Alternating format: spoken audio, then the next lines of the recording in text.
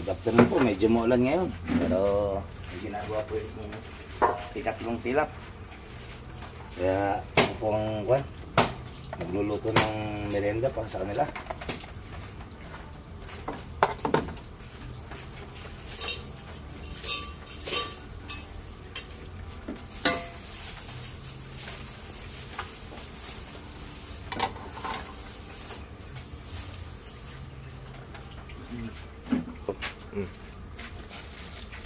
Iulungin po natin ang ating pansit bato.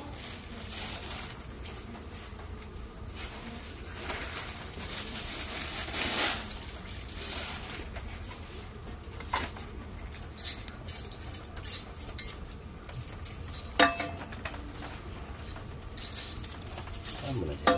Pinuluto lang.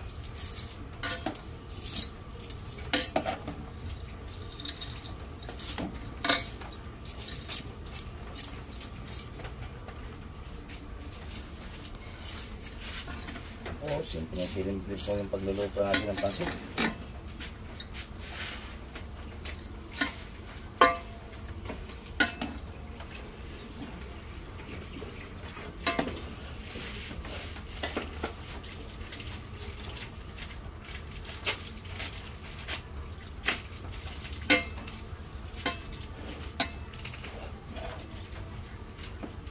Ikutin lang po natin para balance po yung luto ng ating pansit bato. Meron nga po pala siyang sahog na na baboy, pinapa flakes,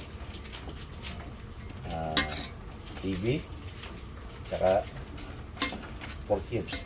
Yan lang po. Ang gulay lang po natin dito ay carrot at repolyo.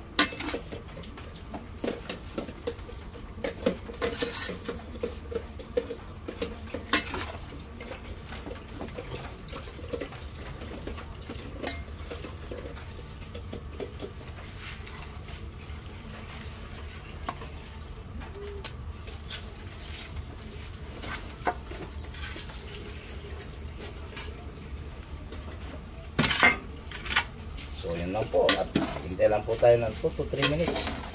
Luto ng merienda ng ating ikatlong tilap. Maraming salamat po sa ating lahat. Have a nice day. Ngayon dito na lang po. Tatik mo daw, ito na ito.